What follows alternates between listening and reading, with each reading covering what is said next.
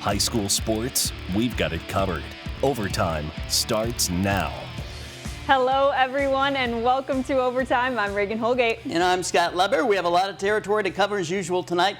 BECK had another big game for the second straight week. Dakota and Stockton squared off in a key game for those two schools.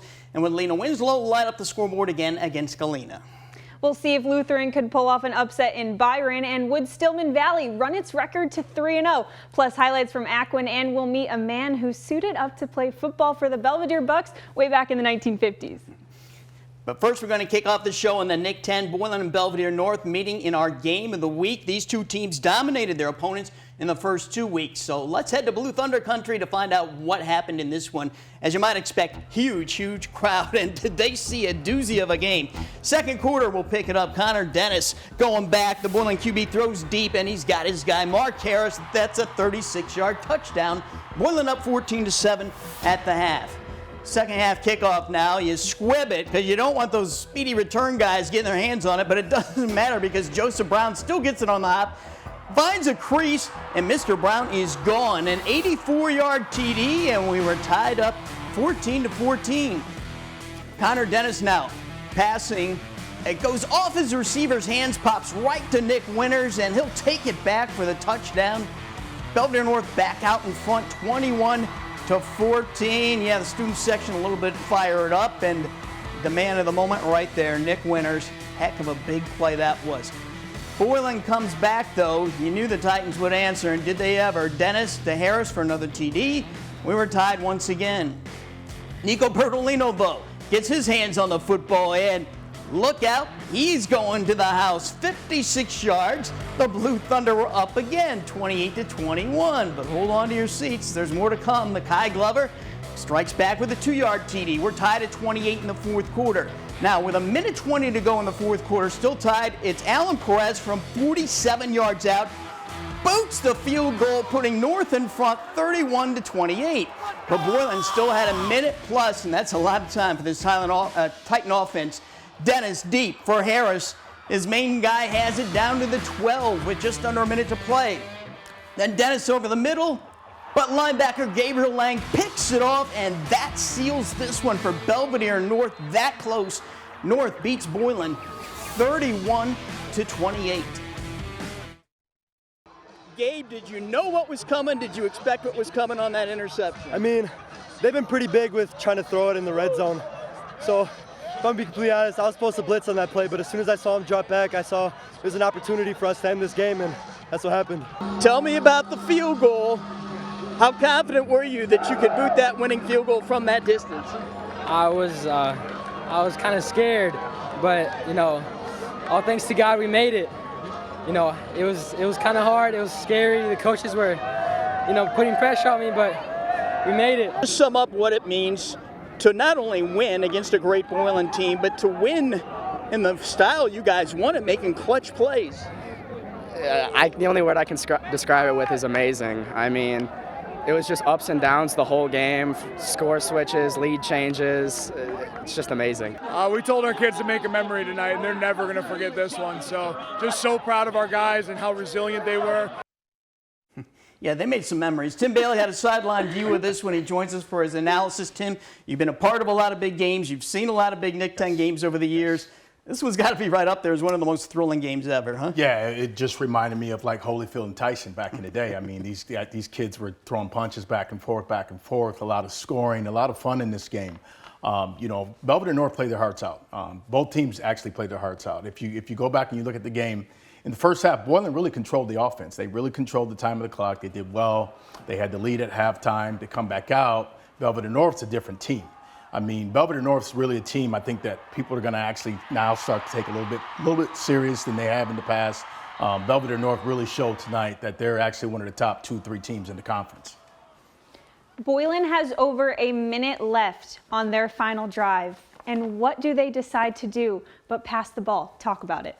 Well, it's definitely ill-advised call. You're on your 12-yard line. You got one-on-one left. You got ample time on the clock, and you choose to, throw an ill-advised pass, ill-advised call, that is, You know, to where now, you know, you're no longer in position to actually, you know, go up, either win the game or at least tie the game. I mean, there has to be better play calling on the Titans coaching staff, you know, in order to be a championship team, because there's no way tonight that type of play should have been called on the 12-yard line. Again, tip my hats off to both teams, but, you know, well-deserved by Belvidere North. I mean, they made plays when they were supposed to make plays, but that last play call, you know, that's why coaches, some coaches don't sleep well at night because of play calls like that, but you know, but that's just not a way that you definitely want to go out as a coach or as players. Sometimes they work, sometimes they don't, but give credit to the Belvidere North kids for making the stop they there. played hard. Jeff Beck used the word resilient in the post-game show, and I think this game really is like the poster game for resiliency. Absolutely. Belvidere North, whenever they needed a clutch play, Boylan got theirs too, but Belvidere North, when they needed it, they got it. Yeah, they made plays. I mean, you know, they have playmakers on both sides of the ball. You know, we talked about it with Bertolino and Brown. I mean, these two guys tonight showed that they're some of the top two backs in the league. I mean, Belvidere North has a really good team. They made plays when they needed to make plays. They stepped up big on special teams. They stepped up big on on defense, as you saw here with the last play tonight. I mean, Belvidere North's a really, really solid team, and you know, I mean, it was just straight pandemonium in the stadium tonight. Again, you know, you had two great teams going head to head, and that's the type of football you really want to see around here. And you've touched on it a little bit. Obviously, this keeps Belvidere North undefeated, but what else does it do for the Blue Thunder? I mean, this is a huge momentum carrier into next week. Absolutely. I think it sets them up. You know, Belvidere North, they have some tough teams coming up. You know, they play Harlem, and then they also still have Hononegah. But I think, you know, now with a big win like this at home against a really good, solid team like Boylan, I think that just gives you so much more motivation to say, okay, guys, we're in this. We can win this thing. Let's just go out and play each and every Friday night and just play our hearts out, and whatever the outcome it is. Both teams played their hearts out tonight. Tim, we're going to tap into your Nick 10 knowledge here again in just a minute, but there was one more Nick 10 game tonight. Let's go to that right now. The East E-Rabs playing host to the Belvidere Bucks. Good sign here for East. Javius Catlin no longer wearing that boot on his foot, so maybe he'll be back shortly. Let's hope so. But they still have that other guy, Terrace Dotson, who, he was going to break that one till he got tripped up from behind.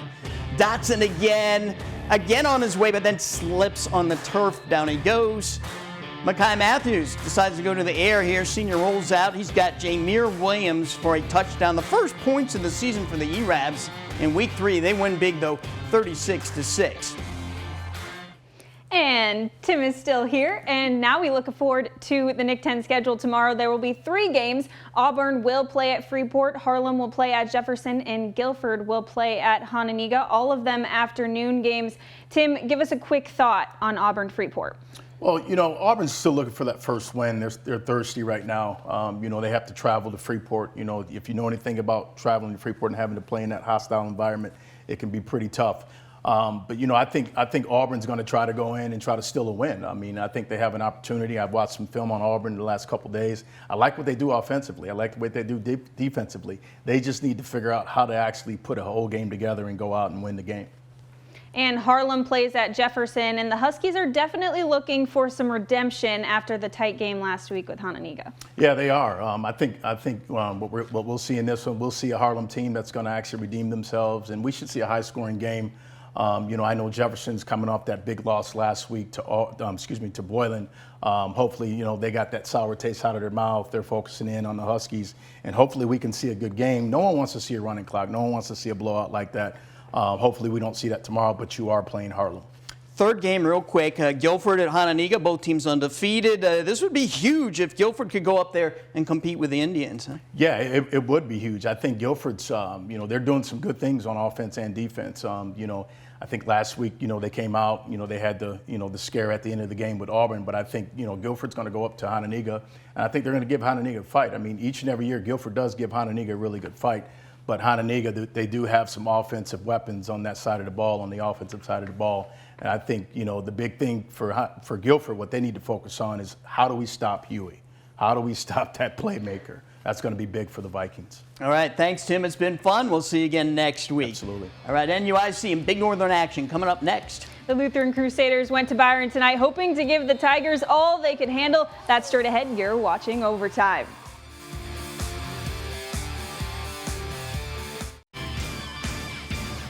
The Lutheran Crusaders made some good progress this season with a very young team. They opened with a win at North Boone, then they put up a good battle against a very good Genoa Kingston team last week before falling 42-20.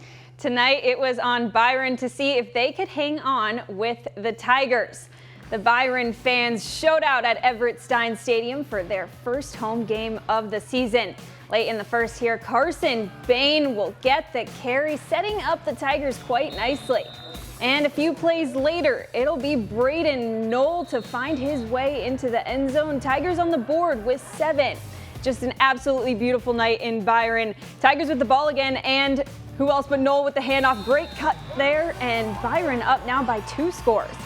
BYRON coming up big on the defensive end too. Crusaders here on the reverse, but Jace Wagner, he's all over it. Huge takedown for the junior.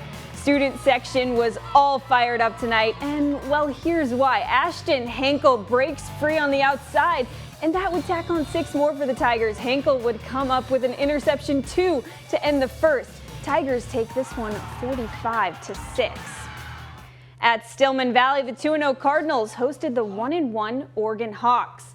The Cardinals starting out hot in the third with this run from Porter Needs, tally on another, and Stillman Valley leads 33-6. Quick Oregon drive gives the Cardinals the ball again, and who else but stud senior Jory Spain to find his way home. That was his 3rd of the night. A hat trick doesn't just happen in soccer, folks. And get a look at this movement here from Aiden Livingston. Absolutely stuffs him up for a loss. Oregon just couldn't get the ball moving against this defense. Cardinals dominate in the Valley tonight, winning this one 41-6. Also in the Big Northern Conference, Genoa Kingston beat North Boone 41-19, and Winnebago beat Rock Falls 45-13. And Dixon defeated Rockford Christian 57-8. In the NUIC, DuPac was coming off that big win at Forston last week. Tonight, the Rivermen had to get back up emotionally for another key game. Taylor Castro was in Durand for the action. Taylor, tell us about it. Yeah, guys, the Fulton Steamers steamed into Durand with a 2-0 record. They have some very good players back from a team that tied for 2nd place in the conference last year.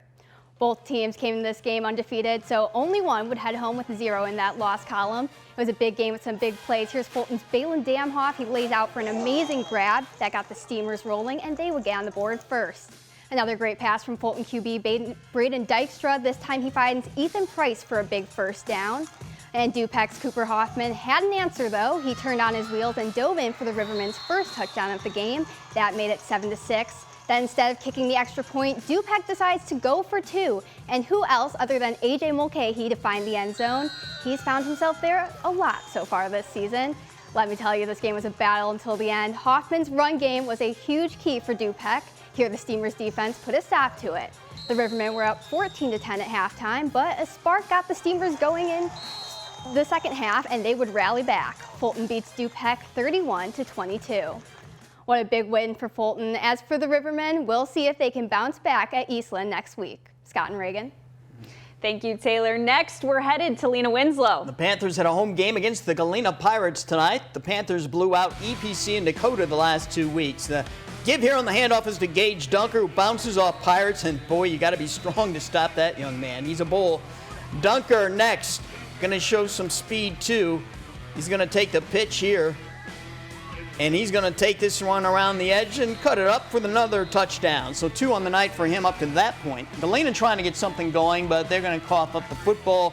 Jace Flynn will scoop, and Jace is going to score. The Panthers getting all fired up after that one early in the second quarter.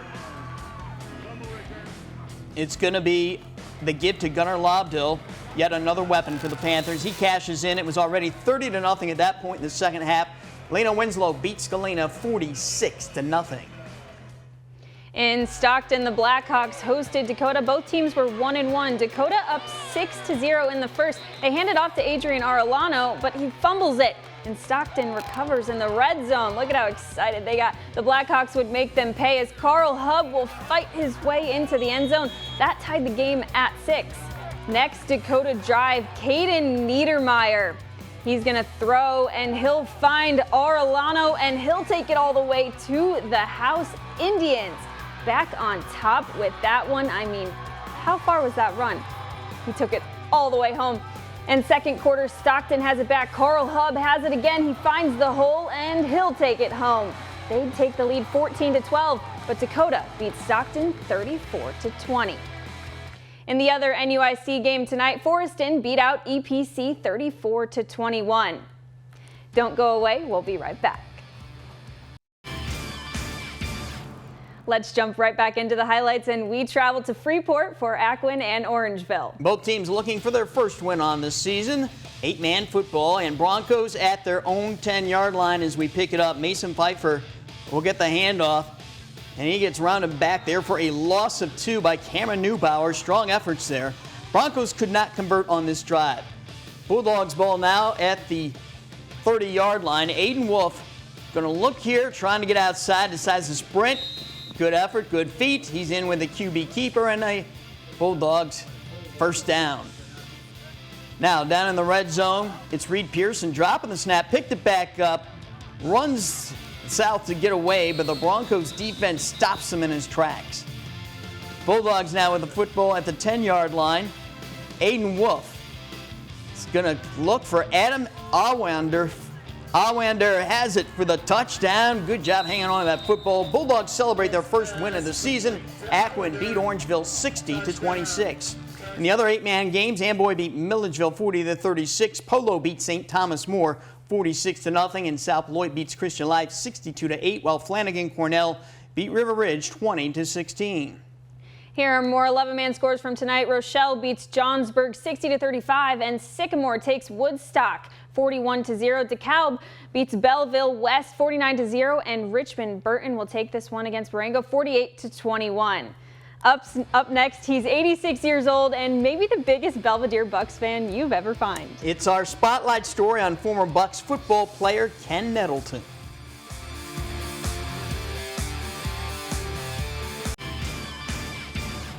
Belvidere High School's Football Hall of Fame grew by 3 more members last Saturday. One of the inductees was 86-year-old Ken Nettleton. If there's any one man alive who exudes Buck pride, it's Nettleton. He's the subject of our Overtime Spotlight segment. Cheer, cheer for old Belvidere, ring out the echoes cheering her name. Ken Nettleton graduated from Belvidere High School in 1956. His love for his school has only grown over the years. Always pulled for the Bucks all my years, always will to my dying days. Nettleton played defensive end for the Bucks. He attended the old Belvidere High School, which is now a senior living complex on Pearl Street. Funderburg Stadium didn't exist. Back then, the football games were played at Legion Field. That's now the site of Doty Park. It's a city park, but to me it's Legion Field. It's a Belvidere High School football field. It always will be. And I tell you, every time I hear the fight song, Belvidere fight song, hell, I figure I can still lick the world. Nettleton got to address the current Belvidere football team before its game last Saturday afternoon against Freeport. You may not realize it as much now, but when you get your graduation, when you graduate from Belvidere High School, you're going to have pride. You're going to carry that pride with you all through your life, and that's one thing nobody can ever take away from you. Nettleton has led quite a life. After he graduated from high school, he spent 4 years in the Army. 3 of those years, he drove a tank up and down the east-west border of Germany. He later worked 26 years as a Boone County Sheriff's deputy. He was one of the first responders in 1967, the day the infamous Belvidere tornado devastated the community. Nettleton still has his Bucks Letterman sweater. He wore it Saturday while watching the Bucks play the Pretzels. That's precious stuff. Yeah, I'm so proud of it. Nettleton's favorite memory from his playing days was his final game as a Buck, the last game of his senior year when the Bucks upset DeKalb. Our record was 4-3. DeKalb was ranked one of the top teams in the state at 7-0. Knowing our last game and with Buck pride, we went in there and we gave them one heck of a game. The Bucks won 16-13 on a field goal that was kicked with 5 minutes left in the game. That topped off all my years of playing football. Last Saturday, Nettleton was back at the current Belvidere High School being inducted into the Bucks Football Hall of Fame. Ladies and gentlemen, 66 years ago, once a buck, always a buck, Mr. Kenneth E. Nettleton. Teams that he was a part of, there were teams from southern Wisconsin and the Chicagoland area. Nettleton will never forget the phone call he got from current head football coach Tony Ambrosio, informing him he had been selected to the Hall of Fame. He said, Ken, I want you to know that your name was submitted and approved, and you're going to be inducted in the Belvidere High School Football Hall of Fame. And that day, too, I started in, like, yeah, it means so much. Oh, Belvidere will win overall as our loyal sons go marching onward to victory. Go Bucks! Nettleton's advice to youngsters today, hey, give sports a shot, give them your all, and one day you're going to say it was all worth it. He really is Mr. Belvidere, and how awesome to hear him sing the school fight song. We'll be right back after this final timeout. Join us each Friday night at 11 o'clock on Fox 39 for Overtime. And remember, you can find highlights and scores anytime by going to mystateline.com. That will do it for this show. Enjoy your weekend, everybody.